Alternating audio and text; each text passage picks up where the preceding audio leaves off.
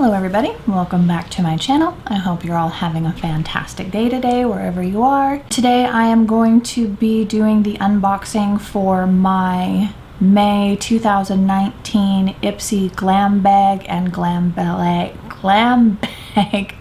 Plus. I got the bag, no, I got the plus first this month, and then the bag came a few days later. Starting out with the Glam Bag, so this is the one that the subscription is, I believe, like $10–11 a month, something like that. And this is what this month's bag looks like. Nice and sparkly. And then that typical fabric interior. I did actually receive all 5 items this month, and the card, just like last month, is not giving me any actual product information. I believe it just says to go head on over to ipsy.com/glambag for tutorials, videos, and tons more info on your May picks. And was it the Glam Bag and the Glam Bag Plus this month has a daydream or dream kind of theme. Here's the card for the regular Glam Bag. And then this is the card for the Glam Bag Plus. Both having to do with dreams, which is interesting. I mean, what the heck? You might as well go with the theme, I guess. And what does the card say? It says, keep your head in the clouds and walk barefoot in the grass. Believe in the power of lipstick, but know that your glow comes from within. Throw caution to the breeze. Embrace your wind-blown hair. Buy flowers for yourself. Write love notes to your friends. Wake up to watch the sunrise. Sneak back under the covers. And then it's at the bottom, it has hashtag Ipsy Daydream. So the products in this month's box, I'll just go in whatever order. I have incorporated parts of each box from this month into my look today. The one that I used in here is the Bellapierre Cosmetics HD Finishing Powder. And since the card does not give me any of the pricing on this stuff for the Glam Bag, I'll see if I can look it up and put it in the description box below. I did use the finishing powder to kind of pat over. Usually I use the Beauty Pie, or lately I've been using the Lorac Perfection, but today I used this and it's fine. One thing to be aware of is that the sifter that comes in it is just barely sitting in here. So I'm not quite sure what that's all about, but it comes out very easily. So where you typically turn it to tap it, either the product into either the lid or, like myself, into a little dish, it's gonna fall right out. Okay, just be aware that if you purchase that you want to be careful. You want to like hold on to it weird with your fingers and kind of tap it out. The next thing that we got in here is a loose, I think this is actually like a loose eyeshadow, and it says that the shade is Naturally Nude and it's from Naked Cosmetics.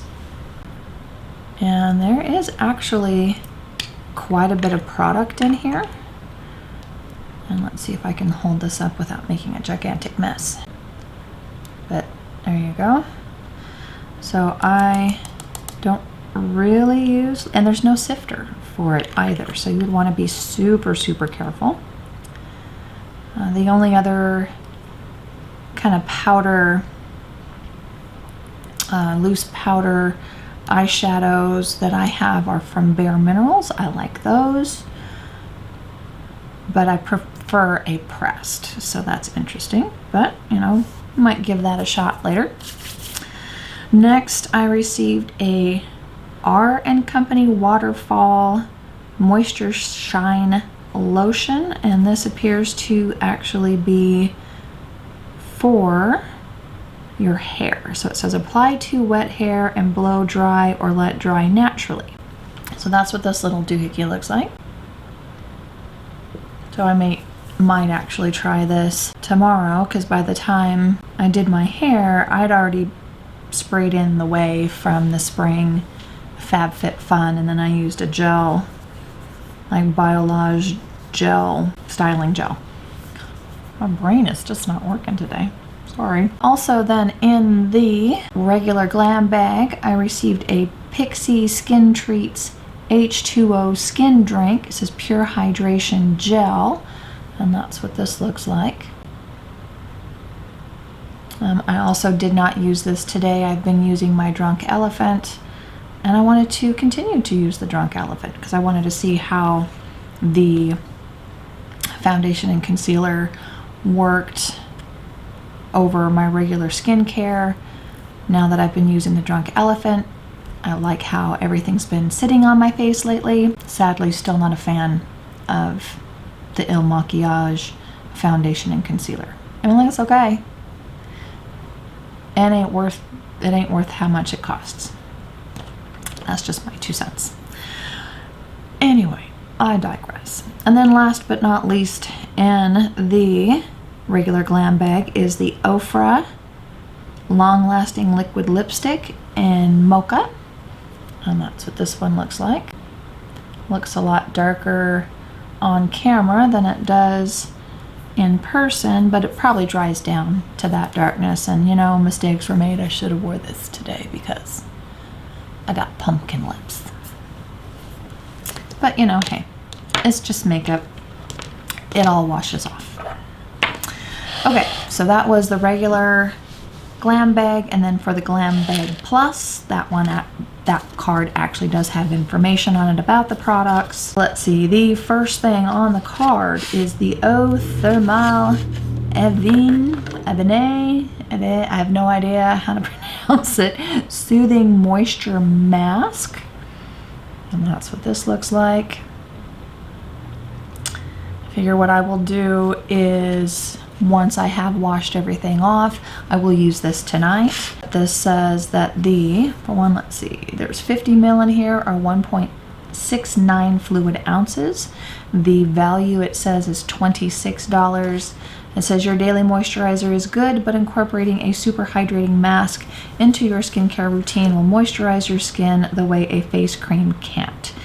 This thick and creamy Thermale Avene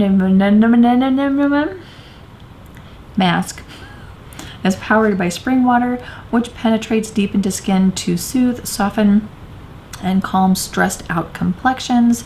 It's so hydrating, it even provides instant relief for burns, sunburns, and day-to-day redness.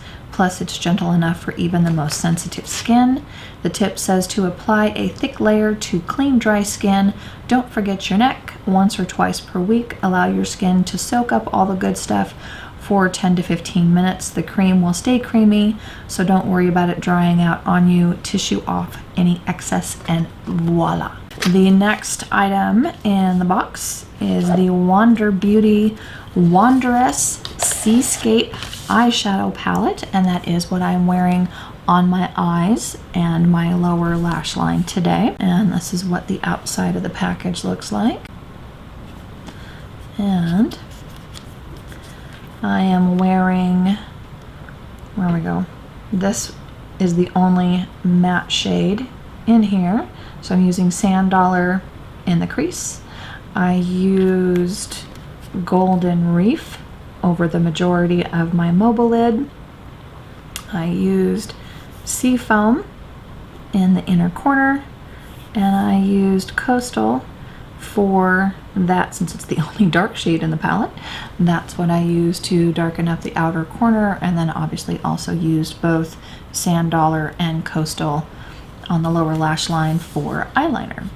The eyeshadow that over the most of the lid, what was that color again? The Golden Reef, applied much better with a finger than it did with a brush, probably because it's that really thick kind of glittery shade, but I've not noticed any fallout, so I'm super happy there. Seafoam Probably would have applied better if I could use a finger. The only problem is that I've got big hands and tiny eyes. What I might try is next time I use this is I have some silicone tipped brushes that are supposed to apply shadows like this, like it's a finger, but without getting your fingers all messy. So I'll try using the silicone tip and see if that does any better of a job or not. The value of that little 6-pan eyeshadow is $25. It says this Wander Beauty 6-pan eyeshadow palette can transport you to the tropics for a lot less than a plane ticket.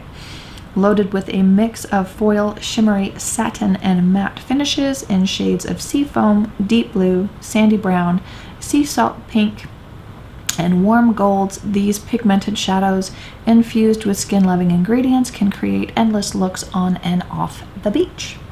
The tip says for a sunny golden look, dust Champagne Harbor along your brow bone. Use your finger to pat Golden Reef onto your lid and finish by blending Sand Dollar into the crease. To take your look to the next level, smudge Seafoam or Coastal along the lower lash line. So I did what they recommended before actually reading their recommendations. Nice. I'm learning. Okay. The next item in this one is the Yensa Tone Up Primer Essential Glow. And this is what this looks like. And the value of this one is $35, and you get 30 ml or 1 fluid ounce, which is pretty standard for a primer.